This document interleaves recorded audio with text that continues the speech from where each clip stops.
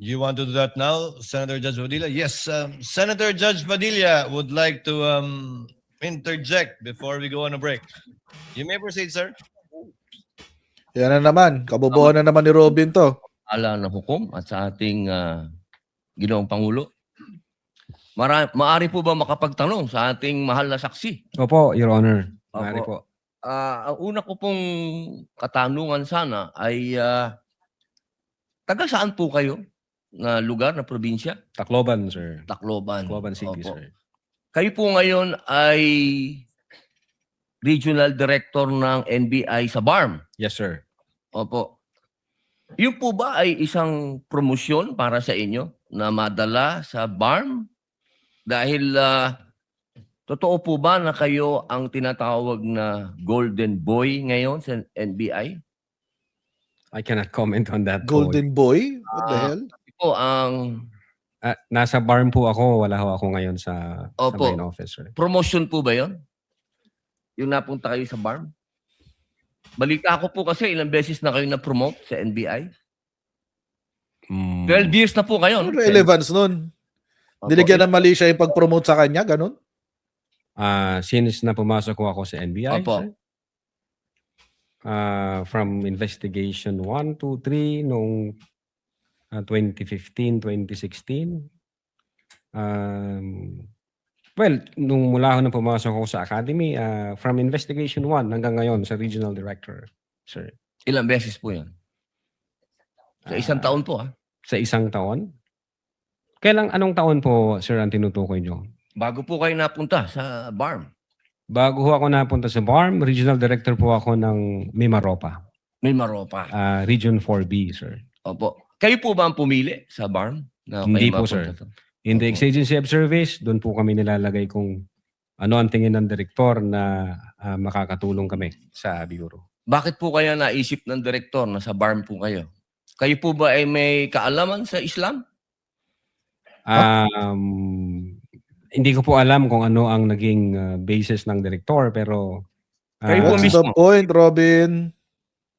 Ang BARM po kasi is Muslim Mindanao. yes, Your Honor. Opo. Meron po kayong kaalaman sa Islam? In terms of what do you mean kaalaman, sir? Yung Sa religion po ng Islam kasi Muslim Mindanao. So ibig sabihin, kahit basic po siguro ng Islam, no? yes, sir. Kahit naman ho sino pwedeng i-assign kahit saang regional office dito sa Pilipinas. Di ba po parang Regional autonomy ang autonomous region ng Muslim Mindanao. So kailangan man siguro kahit paano meron kayong kaalaman sa Islam. Nagsasabi nito ni Robin. Konti siguro, sir. Ano po yung konti na yan? Well, isa po akong Kristiyano at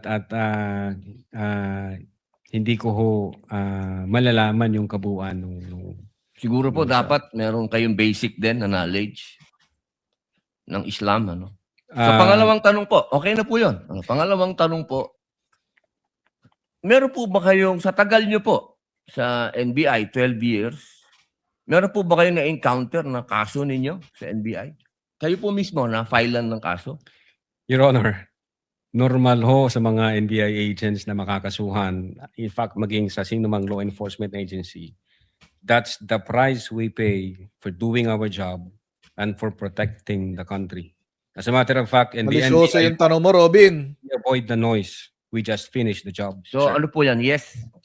Yes po yan? Yung sagot nyo? Yes? Normal ho yan yun sa amin. So sir. yes po?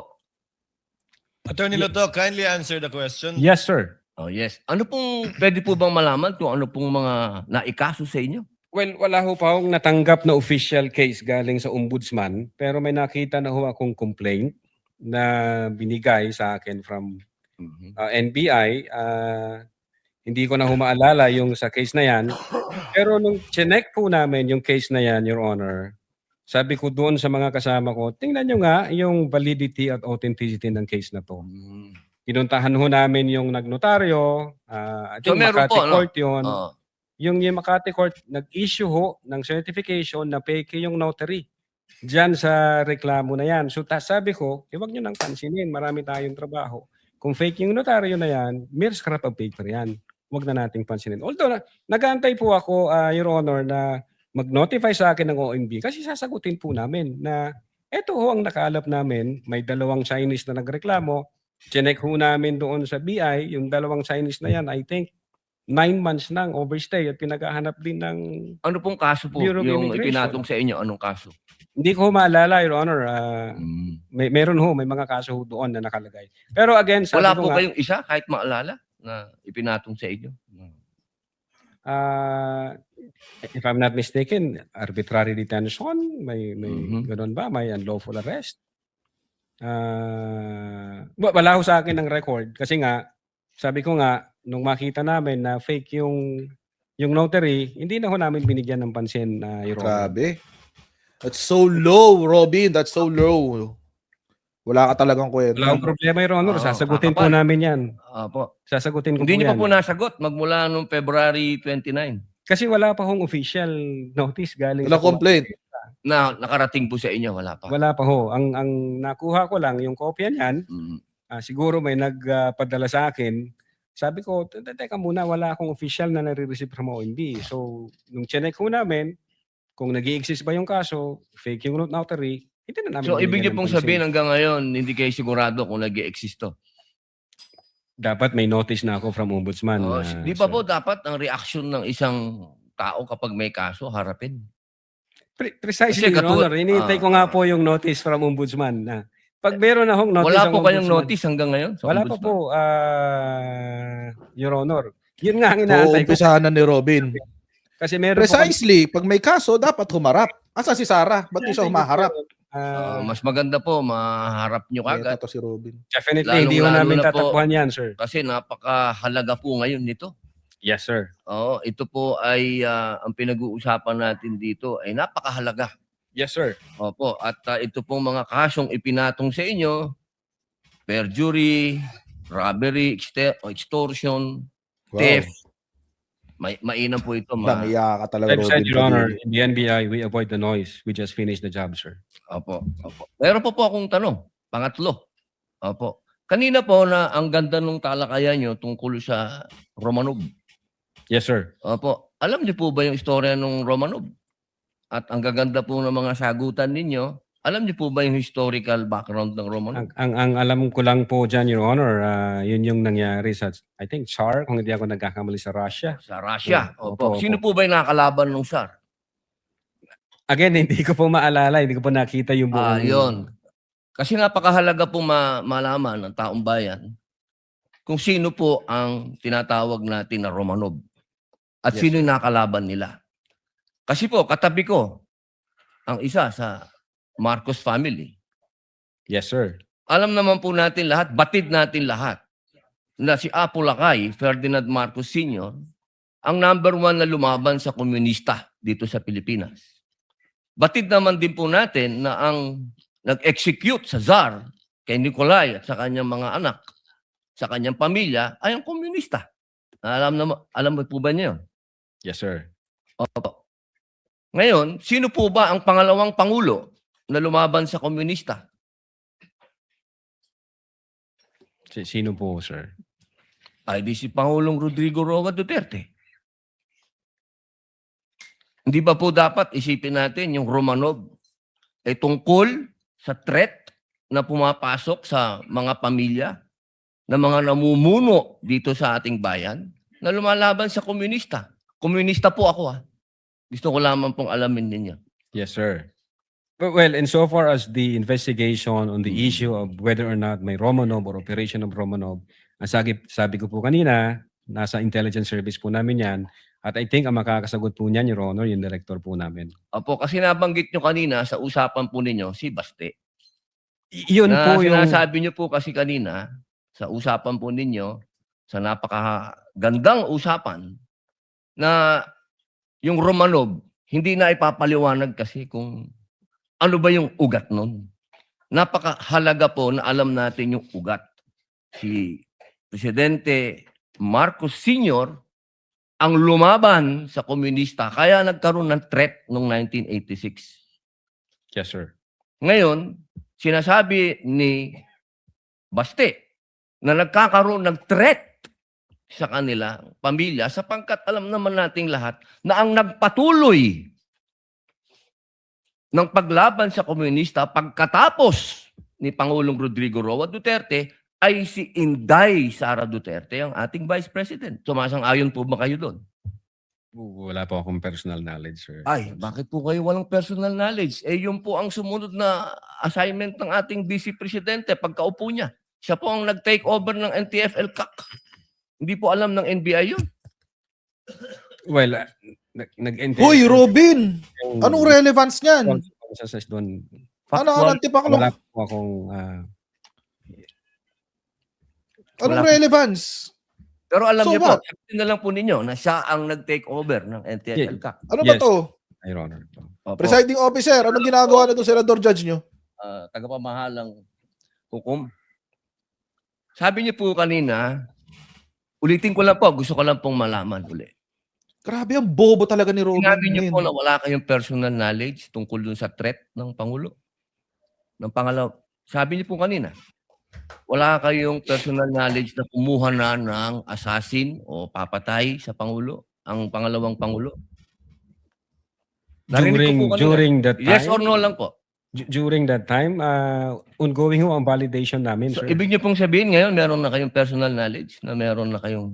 Hindi po, ongoing po ang validation. At sabi ko nga po, ang makakasagot po niyan, yung intelligence service namin at ang director po namin, sir. So hanggang ngayon po, wala pa kayong personal knowledge. In so far as the Cybercrime Division is concerned back then, Hindi po, ongoing ngayon po. ho yung Yes or no po? validation. Ngayon po, sir. Mahal naming saksi. Ngayon po. Kung ako tatanungin, wala pa po akong idea, pero baka meron ang intelligence service o ang director po Attorney namin. Lato, kindly answer the question directly. It's answered. Why are you tolerating this BS, man? Opo. Wala nga sense yung tanong niya eh. Yun lang po. Maraming salamat po, Thank mahal you. na saksi. Thank you, sir. Thank you, Your Senator Judge Padilla. Chair declares a 15-minute recess. We shall resume at 5:38. At exactly 5:38. Trial is on short recess.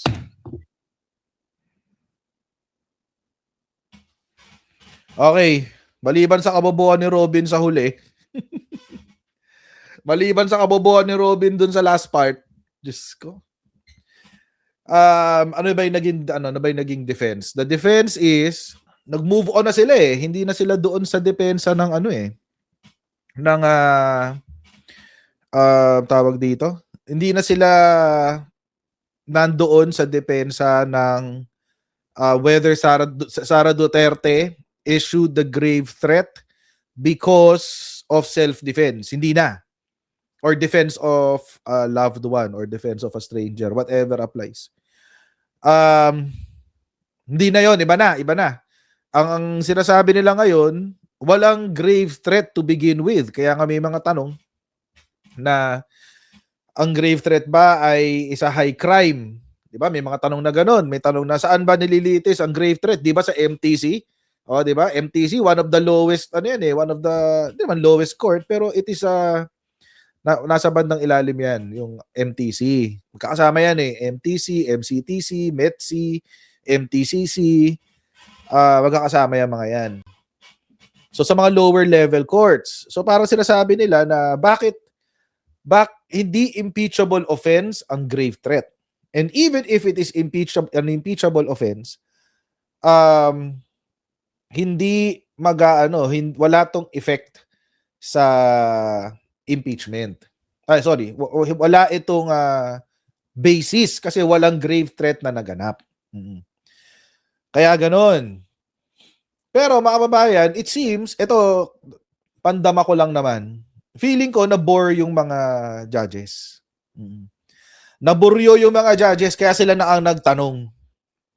Kasi etong I think the judges saw through the legal strategy ng defense na ko-question nila lahat ng mga detalye, as in lahat, pati period, pati pati period, typographical errors, etc. Pero even if it is existing, kahit nandoon yun, mga babayan, hindi binabago niyan hindi niyan binabago yung elemento, hindi nagbago yung act, at yung sinasabi kanina ni Solar Ma'am, si Lauren Legarda, kahit na i-consider mo yung mga events prior and after, hindi nun ma-justify yung act. Unless babalik sila sa ganung depensa, which I think is already inabandon na ng inabandon na ng defense. Mukhang doon na talaga sila paninindigan nila na walang grave threat. Kaya ang kino-question nila ay yung validity ng investigasyon. Kino-question nila kung naging tama ba ang proseso, tama ba ang investigasyon. Pero mga kababayan, I think that's part of the legal strategy para hindi yan para sa judge. Para sa atin yan, guys. Para sa ating mga nanonood. Oo. Yan ang legal strategy para sa atin. Hindi nila yan pinlano, hindi nila yan tawag dito. Hindi nila yan ipinakita kung tawag dito. Hindi nila yan ipinapakita para magkaroon ng maayos na paghuhukom ang mga judges. Ginagawa nila yan para sa atin, para tayo ang magduda. Kasi alam naman na natin yung bias ng judge. Alam na natin yan. And of course, this is shucks.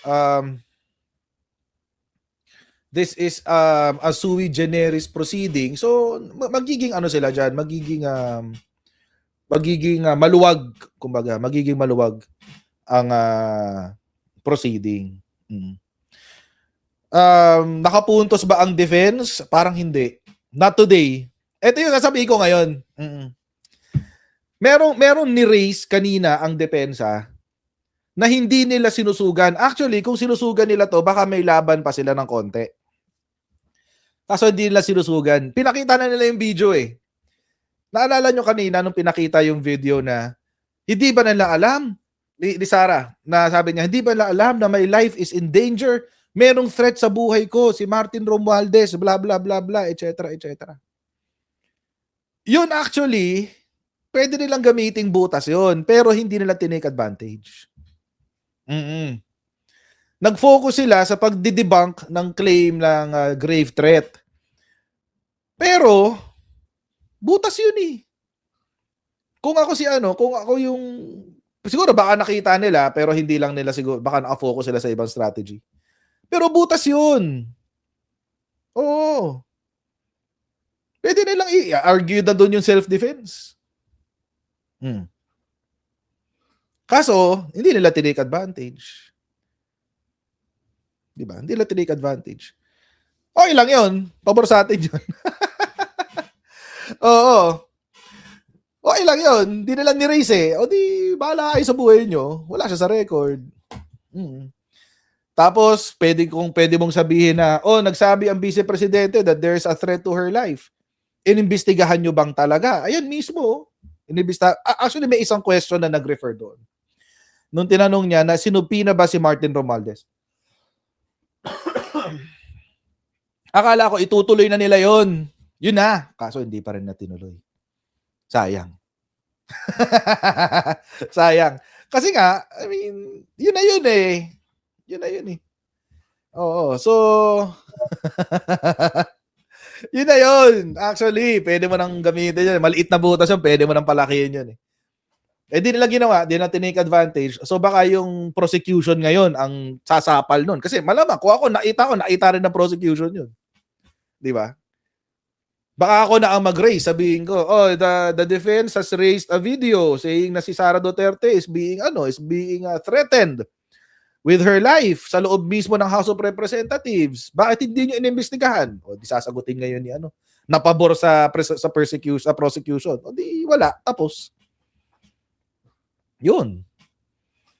So, sayang kasi siguro kalat kasi yung strategy nila eh. Kalat sila na in a sense, hindi nila alam kung saan nila ipoposisyon si Sara. Siya ba ay guilty but justifiable or not guilty at all? Dahil doon, wala. Na-take advantage ngayon. Ngayon, ang nag-shine today, ay yung Romanov, yung Operation Romanov. At dahil doon, naging defensive si Robin Padilla. Kaya nagsalita ng ganyan si Robin Padilla na papatayin daw sila Baste dahil anti-communist daw sila. Pero it doesn't follow kasi alam niyo yung kabobohan ni Robin Padilla, alam niyo hindi niya inisip yung sinabi niya. Ang kabobohan ni Robin Padilla dito, mga kababayan, doon mismo sa statement ni Baste. Ang sinabihan niya na mag-ingat kayo at makatulog kayo na mahimbing, hindi naman sarili nila eh. Sinabi ba niya na hindi kami makatulog na mahimbing kasi ganito, ganyan. Wala siyang ganong sinabi, guys. Ang sinabi niya, kayo, pamilyang Marcos, mag-ingat kayo. Baka matulad kayo. Kayo sa Romanov. Di ba? Wala. Bobo eh. Anong gagawin natin? Lang ya. Kasalanan ko rin yan. Alam nyo, aminin ko na kasalanan ko rin yan kung bakit nandyan si Robin Padilla. At pinagsisisihan ko talaga na binoto ko yung hayop na yan. Totoo lang. Hindi na makakaulit yan. Kasi kaya ko lang naman binoto yung hayop na yan dahil sa charter change. Federalism. Oo, kaya ako binoto yung hayop na yan. Pero, wala. Naging Duterte. Oo. Naging tagapagtanggol ng Duterte. Diyos ko. Di ba? Hindi na talaga. Kahit tumakbo pa yung hayop na yan. With emphasis sa hayop. Oo. Wala. No more. Tsaka to, si Marilu Igo sabi, bakit kailangan may alam tungkol sa batas or sa Muslim? What do you mean? Sabi yung kay Robin kanina, sabi niya sa BARM daw siya naka-assign, dapat daw alam niya ang galawan ng Muslim. Wait! Ang kailangan lang niyang alamin, if any, is the Sharia law. That's it. That's it. Sharia law lang. Kasi yun yung yun yung law na ginagamit. Well, one of the laws being used sa Bangsamoro is the Sharia. So, if any, tsaka may Sharia courts doon sa BARM. So, if any, and also, mga kababayan, ito pa, may sarili silang mga prosecutors ng Sharia. May sariling ang bar exam ang Sharia Di ba? So, ang trabaho lang niya is kung ano yung sakop ng NBI. Cybercrime. Cybercrime pa nga So, Robin Padilla. Sino pa ba yung mga nagmukhang tanga kanina? Si Loren, isa pa yan. Kalokohan yung pinagsasabi ni Loren. Kalokohan yung sinasabi ni Loren na dapat pag-usapan din daw, dapat nasa affidavit yung events before and events after. Hindi.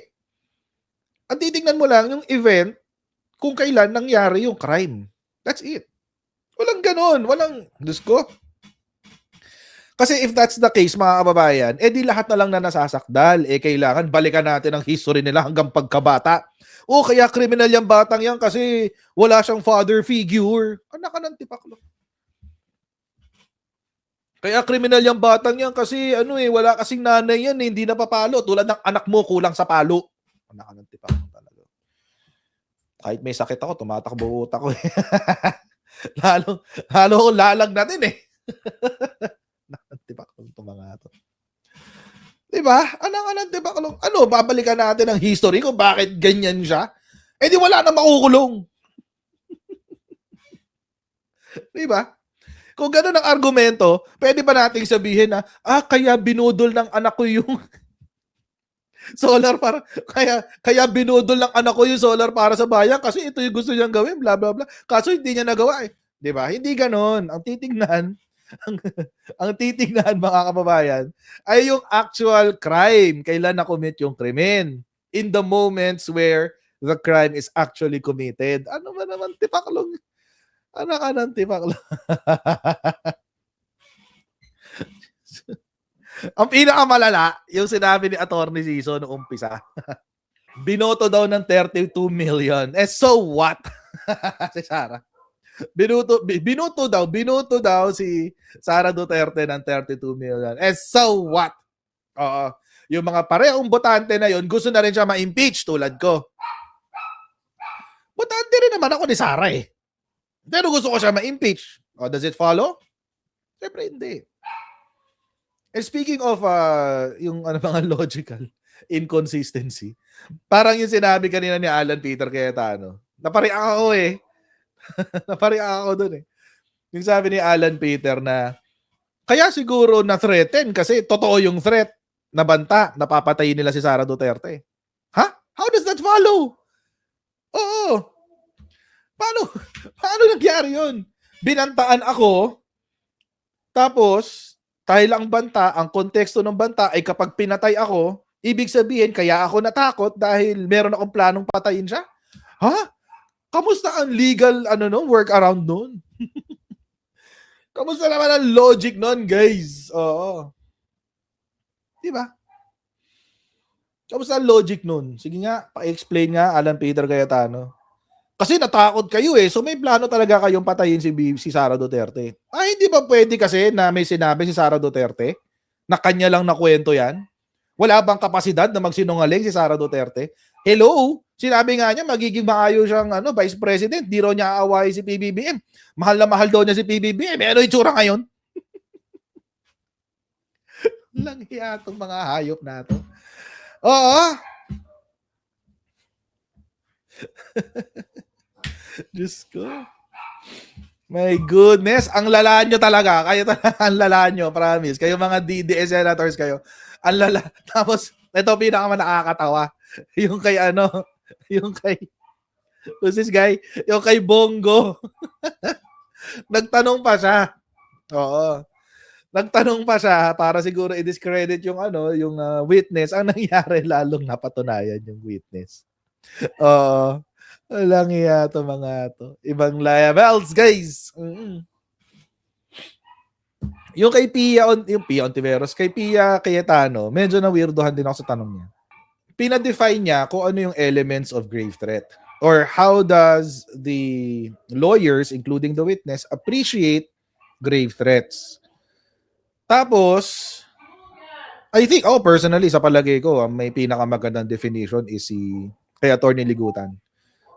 And walang bias na kasi yung sa kanya nanggaling mismo sa jurisprudence at yun naman ang dapat kasing gawin. Yung kasi dapat gawin. Oo nga cheap shot sa Tulfo. Cheap shot sa Tulfo yun eh. But anyway, ganun na nga. So, siya yung may pinakamagandang definition kasi kinuha niya mismo yung sa jurisprudence. Kasi dapat ang pinag-uusapan dito eh. Hindi natin pinag-uusapan dito yung opinion nating lahat. Ang kailangan natin pag-usapan ay, number one, totoo ba yung meron bang elemento ng grave threat? Pangalawa, nangyari ba yun? Pangatlo, masasubstantiate ba ng ebidensya na merong event? Yun lang naman ang pinag-uusapan eh. Merong event na nagsasabi na si Sara Duterte ay nagbigay ng malulubhang banta sa Pangulo. Yun lang naman ang pinag-uusapan dyan.